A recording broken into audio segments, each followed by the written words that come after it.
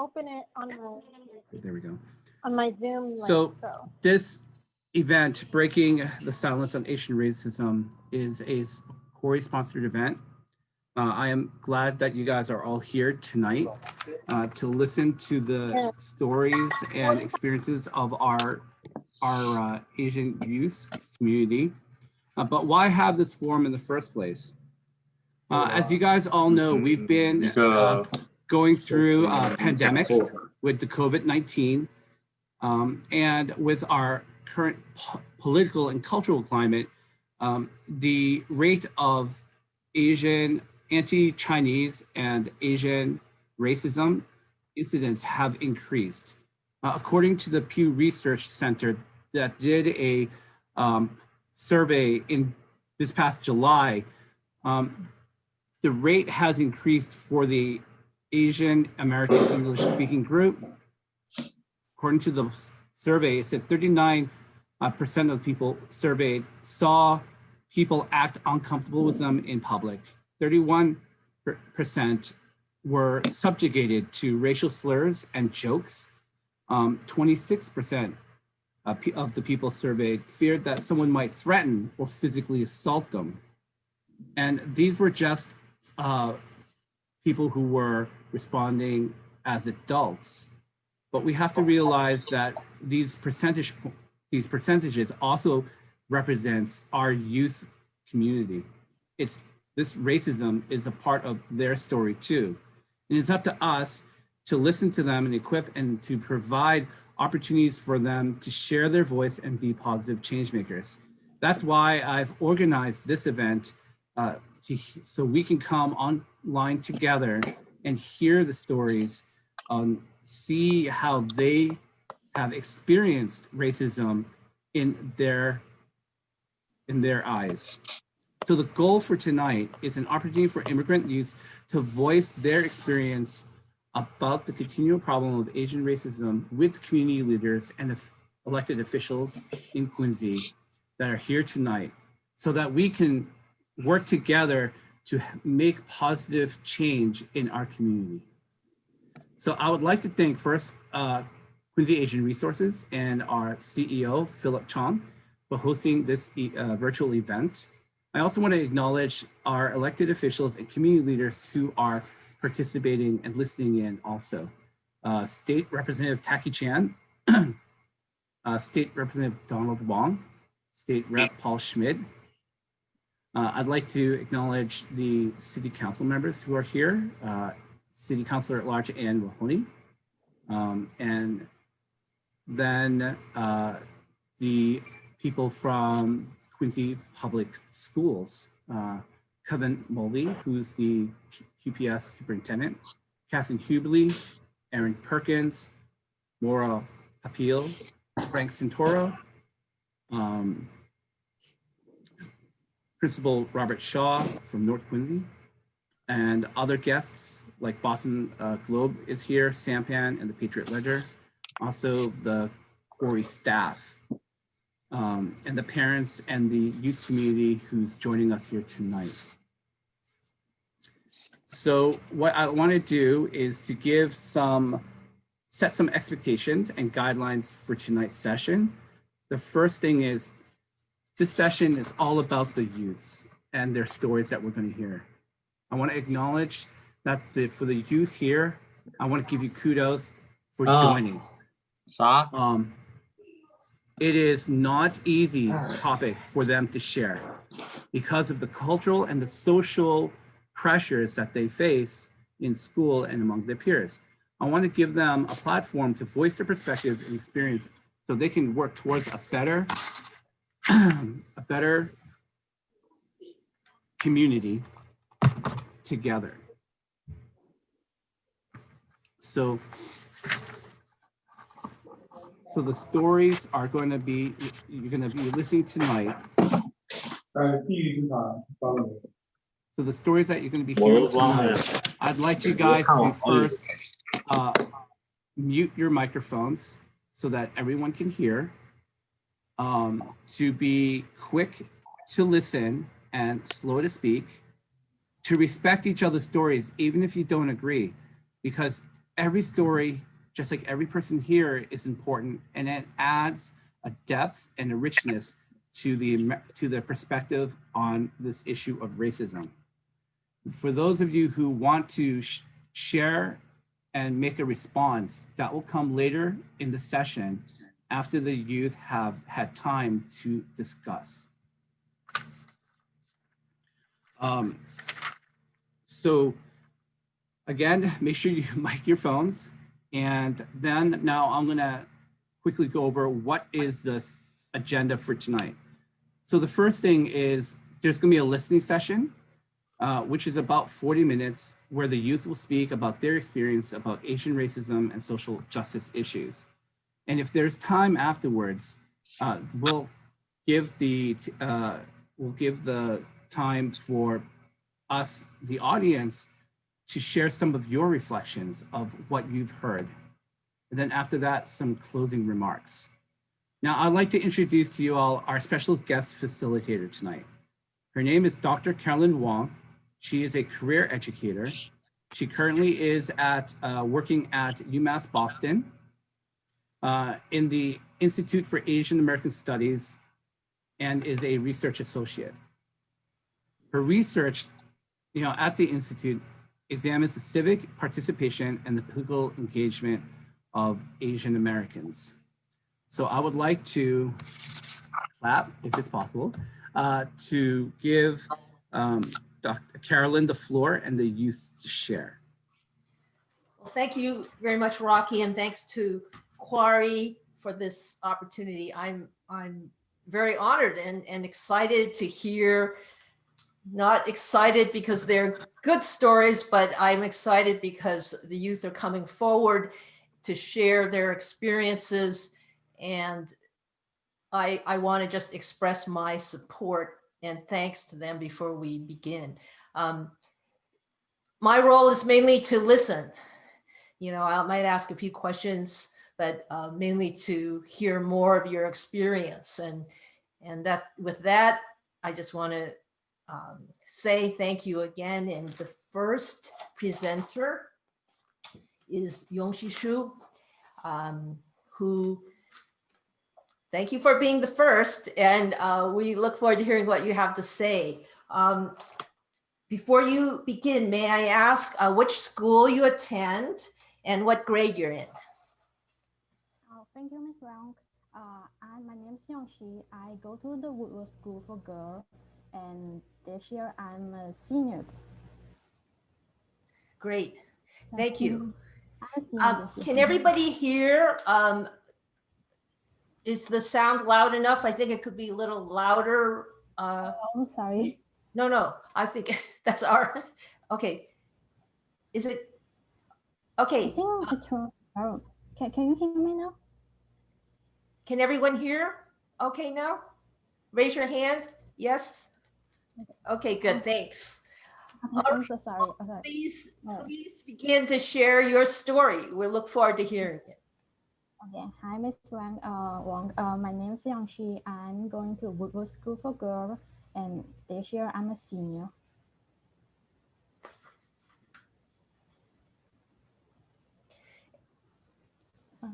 And if you can start to tell your story, we'd love to hear. Yeah. Before I came to US, I used to live in Curacao, which is a country in South America. When I immigrated there, I was only 7 years old. First, I was the only Asian girl in my school, and before I go there, when the first day I go there, I don't know how to speak any of the language at all. I go to bathroom, I don't know how to say it. So I just, as a teacher, I show a hand motion, just use the hand motion. It's funny. And of course, because Asian is like a minority part in the country, so people just trying to speak English, trying to speak Chinese with me. They just like maybe laugh at me on my accent, or they might think about if they tell you go back to China, maybe they will say, oh my God. Sometimes they will come ask me like, is our Chinese eat dogs, eat cats. Sometimes, um, in the beginning, I was very upset about that. But slowly, my mom told me, the teacher told me like, no worry, no worry, no worry. So I started get used to it. Um, I came to US also a big challenge for me. I came to US 3.5 years ago, which is I already 16, so it's hard for me to start to learn a new language with English. So I was kind of afraid to speak English in front of people because some people will say, they will look at me, they will ask me, oh, can you say that again? Or like, they will just like, what are you talking about? I mean, that really hurt me sometimes. Yeah, but I started to learn like not to worry too much about what they say.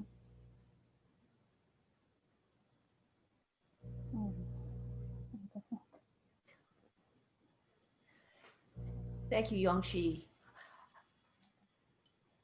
Did you want to add some more? Yeah, I know that gonna be. I know some people won't worry that much because I know a lot of the new immigrants in Quincy, like Quincy, North Quincy High School and Quincy High School. A lot of people, a lot of the student or EIR student like English as second language. So sometimes their English accent is not that good as the local student. So some people will just like laugh at them or they just try to make fun, like learn the way how they speak English.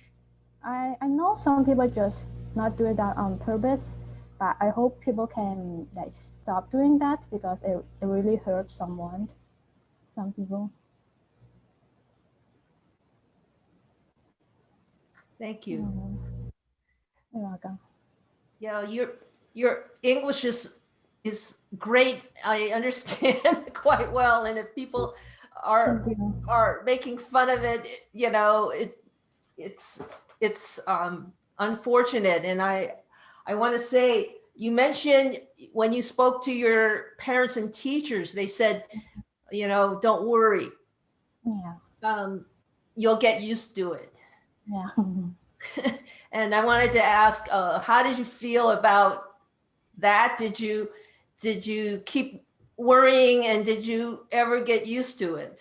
Yeah, when I like were younger, I was like, how I'm saying that like just it's hard to not to worry because that like happen almost every day, and it's hard. But as time going, I also get used to it because I know it will. I think about it. It's hard to change. Maybe one of my friends, maybe tomorrow she don't stop saying that to me anymore. But maybe another new people will come to me and they say the same thing again. So I know it's hard to change. So I like start to get used to it. Yeah, it's struck me that you said that it happened a lot, all Yeah. the time. What kind of situations did this happen in? In the school, or just everyday kind of situations? Uh, kind of not anymore right now because I my school is really good. So all my friends are really nice to me. So just sometimes if I go to like somewhere like I remember one time I was in a bus and a adult like a Chinese adult trying to ask the driver for something but she has some problem like with speaking so the driver is very rude to her like very impatient talking very impatient to the adult. I kind of feel like oh my god that's so sad. So I mean Yeah, it sounds like it made it harder for you to just feel comfortable in the community and in school. Did it have any impact on your ability to just relax and learn in school? No, I think it's not a problem for me anymore because uh, my school right now is a really good school. So not the thing anymore, but it really impact me and made me think there's a lot of different people in the society. Of course, there are people super nice. Of course, there are people that they they don't know it's racism. So it really made me think how different people are. Have, if you had something you wanted us to reflect about, to think about, what, I guess I have two thoughts. One is, how could things improve for people? How might things improve? Do you have any thoughts about that? And the second question is well, let's just start with that. How do you have any ideas about how things could get better? Yeah, I really in the beginning I didn't want to share my story because I've shared my story so many times. And like people will get tired to listen to my story, but I still want to share it because I want more people to know. Yeah, I want more people to know like that happen every day. Like maybe still happen in the future. Yeah, sharing your story is, your courage in sharing your story is very heartening and Thank you. inspiring for me, because I know it's not easy, but you have been sharing it for a while. And do you feel that it's been educational for people Yeah, who, yeah. I hope so. I hope people can know a little bit about how it's feel like because some place outside Quincy, outside Boston is really like really bad, like about racism. yeah. And so if there were one thing that you could think of that you would want us to remember, takeaway point about this, and to think about for the future, is there one thing you would like, one message you would like us to take away? Oh yeah. I hate this message so much because my mom said that so many times to me is don't worry too much, but like just like Rocky said, like we have to do something. We have to try to do something for that. Yes, because you have an inner strength, I can tell. And you have, you don't just take it, because you're sharing your story and trying to help other people understand. At the same time, it's not stopping you from your studies and from going on and making progress in your life. So I think it's great. Thank you very much. Is there anything else you'd like to share? I think I'm okay. Thank you so much, Miss Wong. Thank you. Thank you. The next presenter is Justin Chan. Um, and Justin, Hi. I'm looking for you on my screen, but um, I'm right here. Hi. oh, there on the right. Okay. Hi, nice to meet you. Thank you for joining and volunteering to present your story. Please tell us what school you attend and what grade you're in. So I go to Quincy High. I'm a junior. Okay, great. I think, maybe you can just jump in and start sharing your experiences. Sure. So this story goes back to when I was in kindergarten. I was, I think, around starting out the year, and my kindergarten teacher would always have parents come in to do presentations or to do small show and tells for the different kids in the class. And my mother came into the school and she did this balloon animal presentation. And because she didn't really speak English as well as like some of the other parents, my kindergarten teacher assumed that I would have trouble speaking English as well, which was not true because at that time I was speaking English proficiently. And she put me into the ELL class, which is the English as a second language, um, which I was in there for around until first grade. And it took until my father to step in and write a note specifically to the teacher to take me out of the class in order for me not to be in there anymore.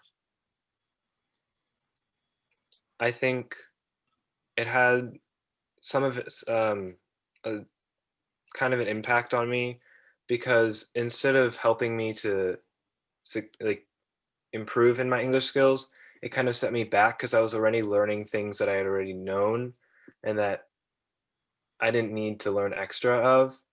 So me being in that class kind of pushed my English skills a little further back than what it should have been. And even now, sometimes I just like have small things that I just kind of forget. And I think it could be going back to then. And I feel like not even in my situation, if it would happen to somebody else, they wouldn't know what to do since they're such a young kid. Because when you're young, you're not really taught to speak up for yourself. You learn to speak up for yourself when things happen, but when something as big as that happens, you don't know what to do because I was so young, I didn't really understand that I might not have been supposed to be in that class, whereas my parents knew that that was like an incorrect choice for me to be in that class. And so you feel that, you were sort of just the assumption that you were, Mhm. not proficient in English when you could demonstrate and speak English is to me very, it's an offense. It's a assault on your dignity, even as a small child. And Mhm. so, um, what how did you feel when what did your parents, how did that go? How did that whole thing play out when your parents your father had to write a letter, and was there an immediate response or change? Um, for me, I don't genuinely remember Hmm. since I was so young, but from what I can remember is I handed the letter to Oh, the teacher and she looked a little confused at first and she just told me that I could go back to my class and I just never had to go back to the ALL class again. So, do you feel that, so you mentioned that sometimes you forget things, or has it sort of made you feel that you want to speak up more now? I mean, you are speaking up, and we're glad that you're sharing this yeah. experience, because I'm sure you're not the only person that this happens to, but not everybody speaks up and shares a story. So thank you for doing that. Yeah. Yeah. That's one of the things that I always encourage other people to do. Like, if you really feel the need to speak up, it's important that you do. Because if you feel like your issue is small and not important, which I sometimes do feel, it's not, because everybody's issues are important. Even if you might see yourself as different than somebody else, they might have the same exact experience that you did. And it's important for everybody to hear it so that it's normalized in the way that everybody is able to talk Mhm. about it so that you can denormalize things like that from happening. Yeah, that's very well put. Um, what do you think? Have you thought about, how this situation could be prevented in the future, or for other young children not to have this sort of assumption and putting them in this class, which is not appropriate? I think as a person, you need to really like look at somebody and hear and like look into what, like as a teacher, like you would have to really look at the kid and understand if they do need to be in a class like that because basing like what you're going to do to somebody off an assumption about somebody else is wrong because I think about this sometimes. If my mom hadn't come in, maybe I wouldn't have been put in the class, and then it would have led up to me being a stronger writer because now I feel like I'm kind of pushed back in the way I write. Mm, yeah. So So do you remember how long you were in the class, the English as second language class? Was it, you know, you were too younger to remember exactly how long, but Yeah. but it seemed long enough to Mhm. have an impact, and just to have that sort of label or that assumption put on you, which was not right. Mhm. I think that is Yeah. there, so you've shared, you know, what you think, you know, might improve this situation, and do you have thoughts about what might hold back progress? So, you know, there's moving forward, and then there are always obstacles to moving forward, you know, in society or in people's minds. Um, can you kind of rephrase the question a little bit more? Sorry. You know, speaking up and having is one way to move forward, and having teachers look at children, you know, with an open eye and not to attach assumptions on who they are, right? There are also obstacles to moving forward in society. You know, this is a really difficult time when, you know, race and sort of prejudice and putting labels and assumptions on people is very hard. But a lot of times Asians are not enough a part of that conversation about race.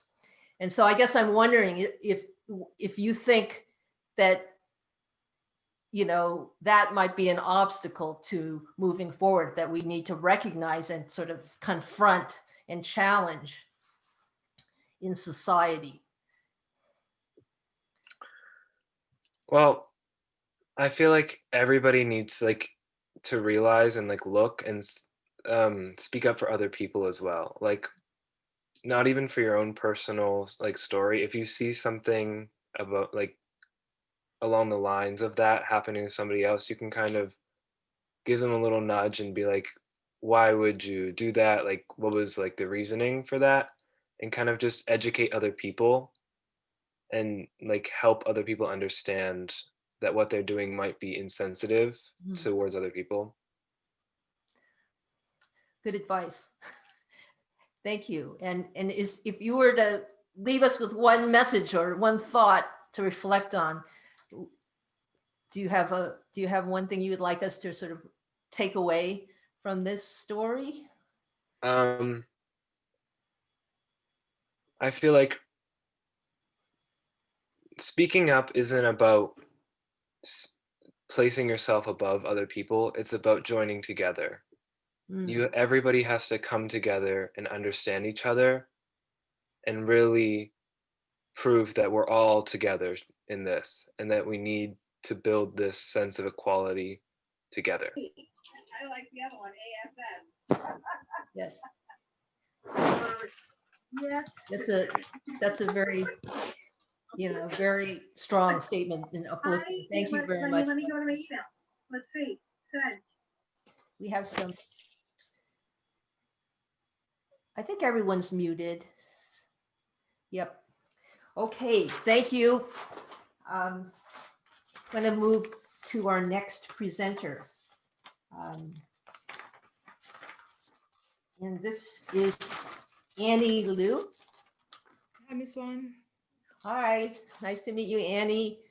Looking forward to hearing your story. Please tell us first what school you attend and what grade you're in. Okay, so I go to North Quincy High School, and I'm currently a junior right now. Okay, great.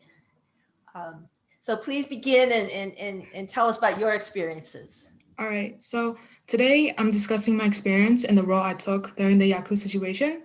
For those who might not know, the Yaku is the mascot of North Quincy High School. So everything really started at the beginning of summer when a friend and I started thinking of ways we could do something to change the Yaku. We wanted to change the Yaku and raise awareness for its harmful racial implications / stereotypes. At first, I was really skeptical and unsure because of prior research I had done, where I was able to read articles of how that showed the school committee being unsupportive of such efforts in changing the mascot. I've read some articles about the backlash that the original organizers had received, so I knew that there was going to be opposition and that naturally there was going to be some risk once I start my own plans. But nonetheless, my colleagues and I still want to try. So I went ahead to create a petition to raise awareness and attention on the subject. At first, there wasn't that much support. The petition only got around, say, 1,000 signatures on the second day. But then people started to share the petition around in their social medias, such as like Facebook and Instagram. And soon enough, the petition was getting around 2,500 signatures on the second day. It was steadily increasing. So my colleagues and I also decided to create infographics for people to share on their social media, just so they could be more aware of the situation. We gave a little bit of background on the Yaku, why is it offensive, and why we wanted to change it. We also worked with POC at North Quincy to further spread our message. POC at North Quincy is an Instagram account where people can send in anonymously of their experience of the racism that they faced at North Quincy High School. But it was also around that time when the backlash started happening. A counter petition was created, and it also gained as much as signatures at a pretty fast rate until it declined. There were comments under the petition that mocked my colleagues and I for what we were doing, swore and cursed at us for sticking our heads in pointless businesses. There was also a Save the Yaku Facebook group where the founders and members talked about creating a rally, selling merchandise in support of the Yaku. And additionally, there was Save the Yaku Instagram accounts being made where the owners of those accounts would attack the supporters where we wanted to change the Yaku. There were also so many students and classmates that attacked other people, which would often resort to a full-out dispute. You could really see how casual the racism was when the argument wasn't really going to their way, so they would resort calling the people, and often my friends as well, offensive names and slurs. A lot of the comments under the post would often attack us and would often dismiss what we're doing. And then in the end, they would ultimately come back to our races, particularly the ones who are Asian, as a way to attack us. And somehow to this day, I still don't know how they did it, but refer to us as slurs from the pandemic. Hmm.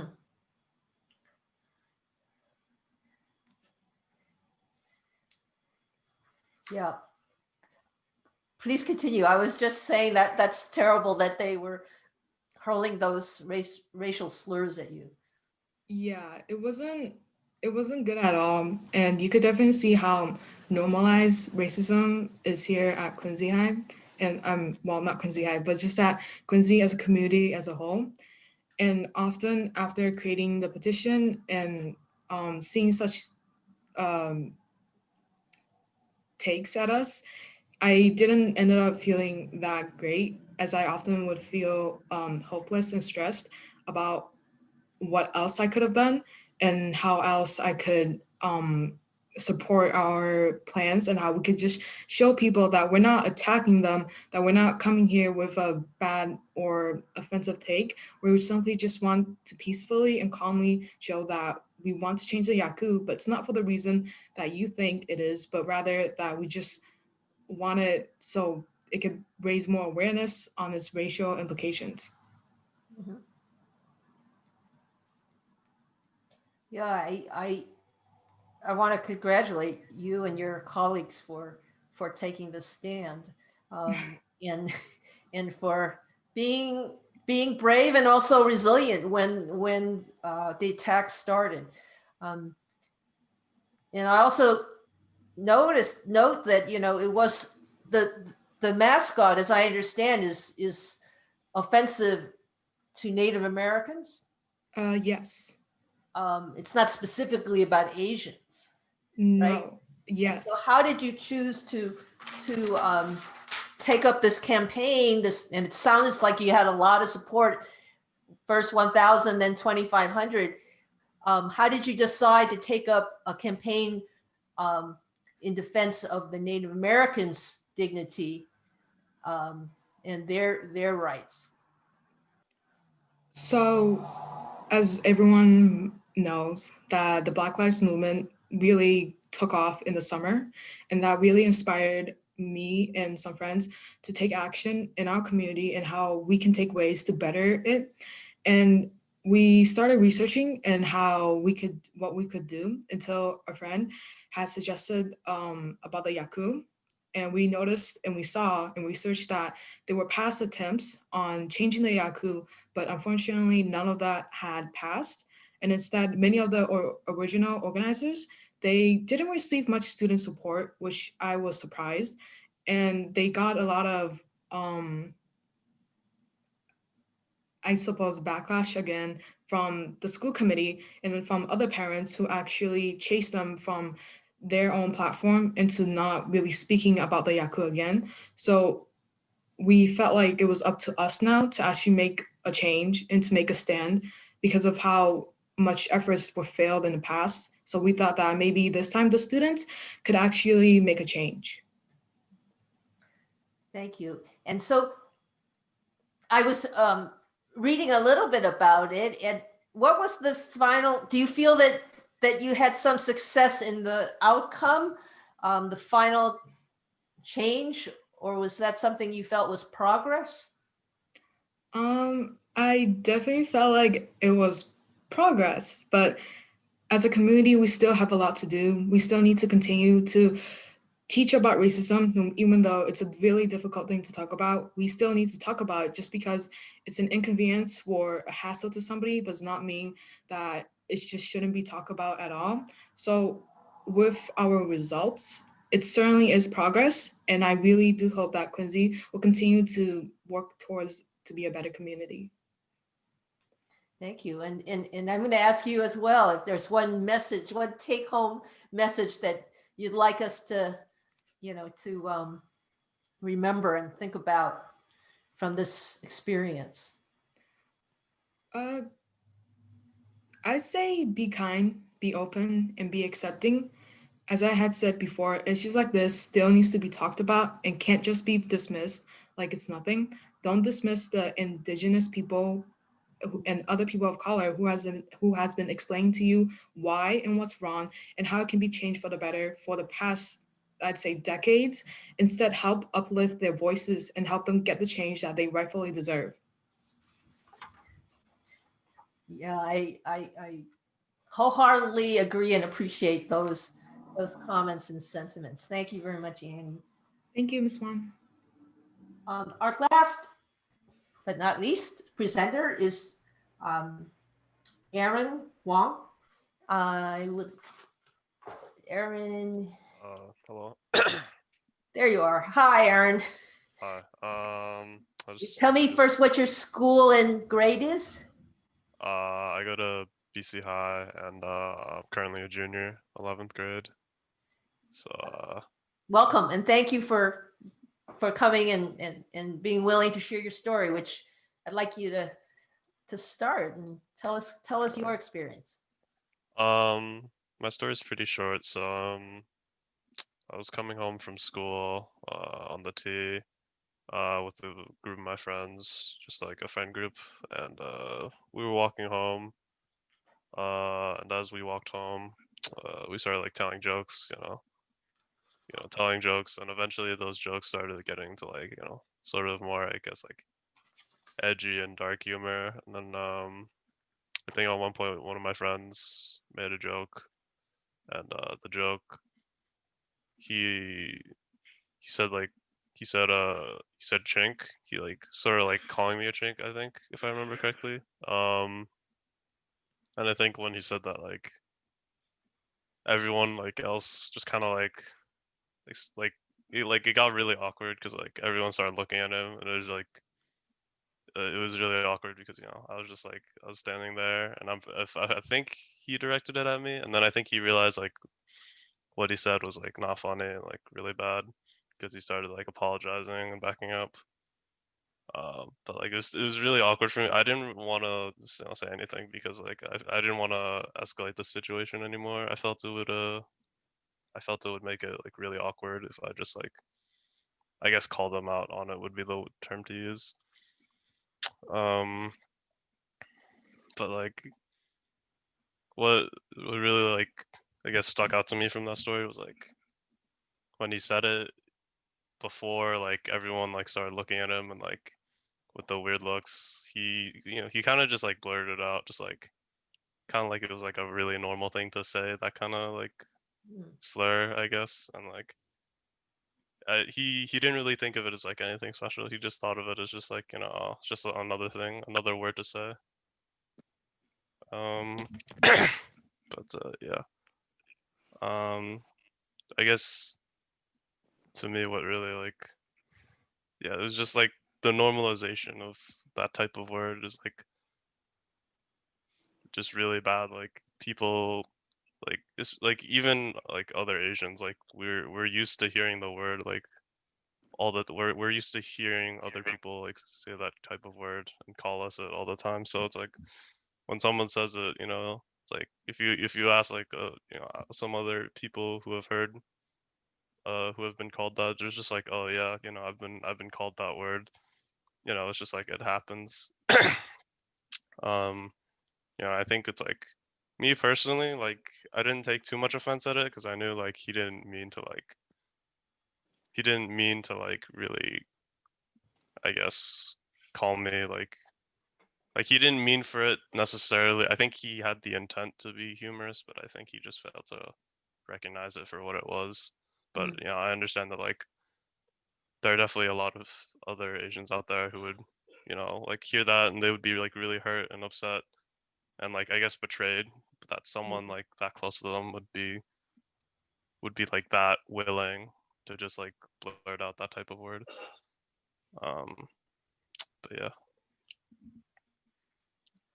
Yeah, the this what struck me part in the early part of your story was that you sort of felt it was hard to say anything because it was so awkward and he was your friend. Um, but then other people in the group said something. Um, did this stick with you though? Even though sometimes when something is so awkward that you don't feel like you can sort of call it out that easily, it stays with you and it affects you.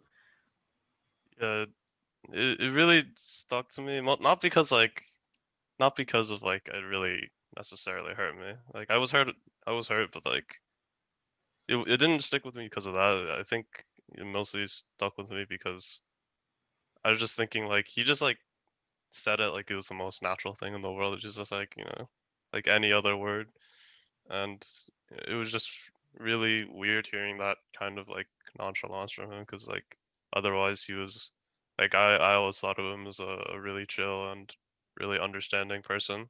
Like so hearing that from him was just it changed how I thought of him. He was a really close friend. And Hmm. I wonder if this is one of the first or the first time you've shared this story. um I've told this to some other close friends, but I never really thought to bring it up to anyone outside of that up until now. Hmm. Because I think the value of this forum and of you and your colleagues and friends sharing hard stories, it sort of exposes you, your feelings. It's not easy, but especially when something like that, as you say, is hurtful, but it's normalized, and so a lot of people are going to sort of shrug it off, right, and say, oh well, that's just happened. I know probably others in this forum have had that happen to them. um, and so I wonder what message you might have for others, to learn from this experience, because if it's normalized, a lot of people are not really recognize the hurt that it causes. I guess the main message would be just like I guess you can't be afraid to say your piece. You have to, if says something like that and they don't recognize how bad it is, you just have to say it. You have to tell them, you just have to tell them how it is, and like, Mhm. that it's you can't say that, and like even if it's normalized right now, I think by speaking out, you're helping to change that for the better. Yeah, I think that that's what's needed. Um, do you think that this example of this word, calling someone chink, I mean, are there other things that people listening might be aware of, other ways that Asians are demeaned in sort of off the cuff comments that people think are funny, but they're not funny? I guess the main way would probably be like jokes, like like stereotypes, like Asians are bad drivers, or Asians have small eyes, or other things like that. Mhm. I like kind of like the word chink. Like, I think people, like, when they say it, they they don't treat it with like the level of like, they just, yeah, like kind of like what I said earlier. They just tend to just blurt it out. Um, they see it as part of like a natural conversation, kind of like how you make jokes about like whatever wacky thing is happening right now. You can make jokes about Asian people stereotypes. Yeah.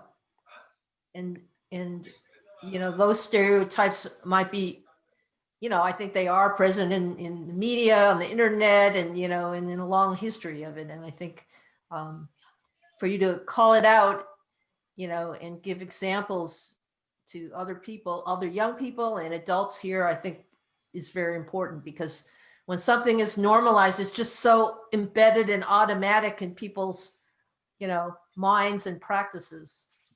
And that's, I think, the value of what you've shared with us today. Thank you. And I don't know if I've already asked this of you, but if there's one thing you want us to take home or to take back and reflect on, one message. Um,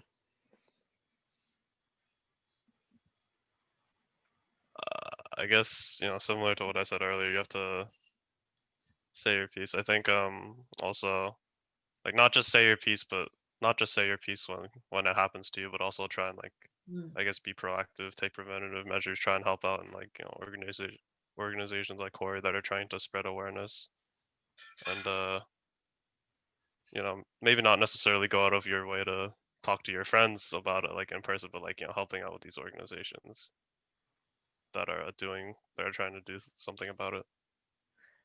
Thank you. That's wise, very wise, and I think it's a good way to close out this conversation, is to thank the and honor the work of QARI and of your youth group and your colleagues in bringing this, opening our eyes and opening up this conversation. Um, Thanks to all of you. And I want to turn this over now back to Rocky to um, have a response to the listening session. So now, like what Carolyn said, it's time for us to give a response, to share our thoughts and our opinions of what we've heard tonight. Thank you, Annie, Youngshi, Justin, and Aaron, for being bold and expressing your the challenges and your perspective of what happened to you. But now I want to give 5 to 7 minutes time for the audience to give a response. It could be something that you've learned or you weren't aware of. It could be a word of encouragement to the youth. It could be a reflection of even yourself, that hearing their stories, we may have seen something and not say something, right? So now it's open floor. Just please respect the time.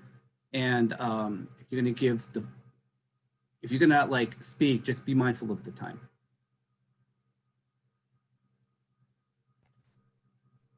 I saw Frank raise a hand. Frank, go ahead. Thank you, Rocky, and thank you all of you who are participating tonight, elected officials and many of our school department, the superintendent, assistant superintendent, some of his leadership team, person in charge of student support services are all here joining in and listening. And thank you to the students. But I do want to make my remarks quick, but I also want to tell Annie Lou she doesn't understand what she actually has done. She's attempted to undo something at one of our high schools that's been there for 62 years.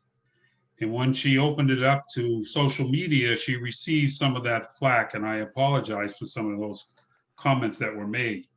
But she was smart enough to direct it at her school, because by doing such, she was able to do something that others could not do. She got the students to actually not just change the mascot at the high school successfully. As we speak, it's being taken down from the walls and different places at the high school. But she's also got our school department to reflect on a program that we are now incorporating called Visions. And if you haven't heard about it, I encourage you to hear about it. You may call Maura Papil, she'll be able to tell you exactly what it's about. But Andy, you're the person that instituted all this. You started it, you were very successful, and it's gone well beyond just you caring about it. You've actually changed something that was very hard to do. So thank you very much.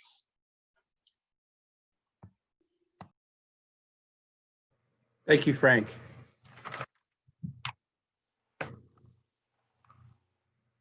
Yeah, if you could use the emoji symbol of raising your hand, then we know it's your turn to speak.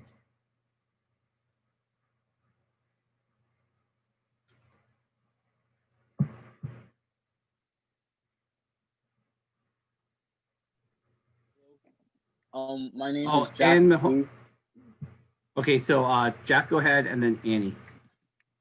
I mean, Yeah, Anne I just Mahoney.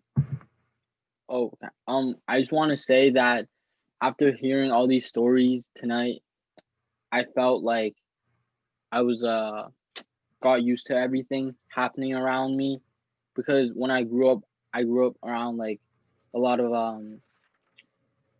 I didn't really hang out with Asians when I was like a kid, because I grew up more in the more non-Asian neighborhoods, and in those areas my friends like treated me after like a long time just like one of them, and I just kind of got used to their remarks to like other Asian people.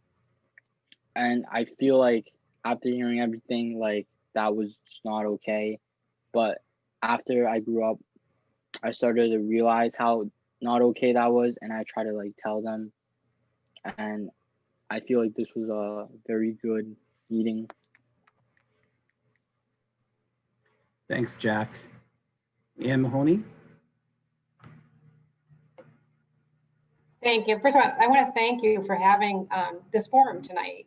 And I want to thank everybody who spoke, most importantly, because it's hard to come out and speak about things that make us feel uncomfortable or make us feel lesser or make us feel not welcomed in our community. And it happens to everybody. And what happens is oftentimes when people do that, their hope is that they're going to make you go into a place that prevents you from speaking about it. They're hoping to kind of make you take those steps back, as Justin was saying that he felt like he had steps back. Sometimes they're intentional and sometimes they're not, but anytime it makes you feel as though you're taking that step back, it's the time you really need to take that brave step forward and actually stand up. Because what you'll find is there's more people that want to stand with you that don't want to stand with you when it comes to things like this. Because I do think a lot of this happens here in Quincy, but it happens everywhere, and it happens globally. It happens everywhere. But I want people to know, or how I feel, is that I think when we have forums like this and we get to understand the hurt that we have inside and we kind of let it out, it makes you stronger, but it also makes us more empowered to make sure that we're going to help you make that change happen. And I think more opportunities to be able to talk about this. And this is where it's really important. I think the message gets lost sometimes, that we're afraid to admit that, you know, many people will say, I'm not racist, but then just saying I'm not racist is actually is racist, because you're trying to say I'm not something, or you're trying to pull yourself back from saying something, rather than saying I don't always understand. And sometimes the words I might use, or the words that maybe my parents might use, might be offensive. And we need to educate all generations of people so that we can actually be more respectful to each other. But really, these kind of conversations help us grow as a community. And I want to be very thoughtful and thankful to all of you who spoke. And I know, and I'm on the council, but I used to be on the school committee. And I do know that there is a lot of great people who work in the schools, and their ears are very wide open here tonight, because they want to make it better for all of the students in the schools. And Annie, I very much agree with Frank. You took on something that, you know, I'm sure many of the people who were making comments were probably older than you are, and you took on it. And oftentimes this is what happens. You took on something that you didn't realize how big it was, and change did happen. And I really want to reflect on that for the kids that are on this call tonight. The kids are sometimes the people who enlighten us the most, that make the biggest changes. Yes, we get to vote when we're 18, but sometimes it's the youth that actually inspires us to remember what it's like and how we can move forward. So I thank everybody. I thank Philip for being here. I thank everybody for coming on. And I ask only that everybody who has spoke to keep speaking and to get involved and to get others involved, because the more people that we have involved, the better our community will be. And it will be because of all of you. So thank you. Thanks, Anne. I realize there's a lot of emoji hands up, but for the saving of time, because I want to respect the time that we have, just one last person can share, and then I'm going to close up tonight's session. So State Representative Taki Chan is going to say something, and then I'll close. Thank you, Rocky. Thank you to Queen City Resources and all my colleagues here. We actually have two members of the Asian Caucus, Donald Wong from Saugus and Paul Schmidt from Westport. So know that the Asian Caucus at the state level is listening in on this as well, and it's very important for all of us. And I can speak from personal experience the challenges of speaking up. But you know, this is also a conversation about systemic racism, and people often mistake racism as Ann points out, that I'm not racist. But it's really ingrained in our society about how we treat people, words we use, how we acknowledge it or choose not to acknowledge things that are clearly wrong to people. And to say that you get used to it itself is a form of systemic racism, beyond just making incorrect assumptions about the people you meet. So you know, it's very brave of you all to speak up today. I'm not sure I could have done that when I was your age. That being said, I hope there'll be more of these forums down the road for all of us to learn. And you know, I can promise you I'll be definitely here for them all. So you know, feel free to make plans for more discussions like this. So thank you very much. Thank you, Representative Chan. Now, in closing, I want to thank first Carolyn for facilitating and helping engage our youths that wanted to speak up tonight. It is a very important issue and a sensitive issue. I really want to express my admiration and my gratitude for the four who came up tonight and did some extra work with the QARI staff to get ready to share your stories. This is not easy. And I agree with State Representative Chan. I don't know if when I was a high school student, I would be able to share what you guys shared. But I know that you guys and all of the youth participants supporting is making a difference right now, and that you guys are a part of the conversation. So I'd like to thank the community leaders and elected officials for coming tonight, for QARI and Philip Chong for organizing with me this event. And again, special thanks to Carolyn for facilitating. The stories and the experience that you've heard tonight are important. Listening and understanding are the first steps to making positive change in ourselves, in our community. And we must keep sharing these stories and listening to others. We cannot let the silence caused by racism continue in our community. So QARI and our partners will be reflecting on what was shared tonight by the youth. You guys did awesome, and your stories are heard, and QARI and the rest of us are listening. And we're going to be, after this session, QARI and the community partners are going to start looking at what the next steps should be so we can continue to engage our community about this racism. Now, if you would like to be a part of the discussion, please leave your email address in the chat box so we can contact you in the future. And I want to thank you again for attending tonight's session. So be safe, be well, and have a good rest of the night. Thank you all for coming. Thank you. Thank you, Rocky. You're welcome. Thank you for coming. Thanks to all of the young people, and thanks Rocky and to QARI.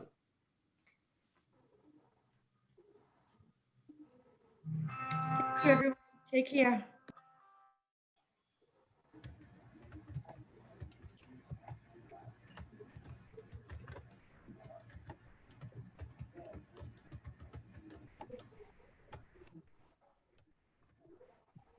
Thank you so much.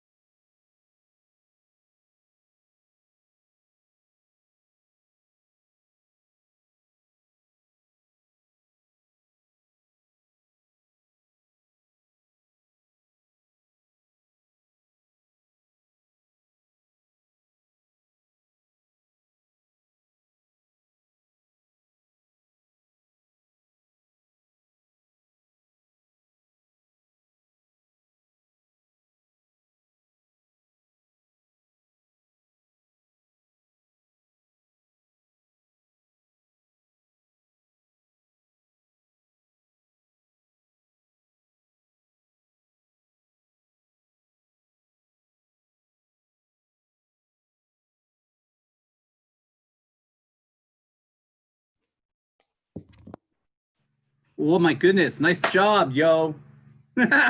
Wait, virtual fist bump. There was a You're lot of muted. moments where I got so nervous because I was like, oh man, You're that's still muted. yeah, that's. Am I muted? How come I can't hear you?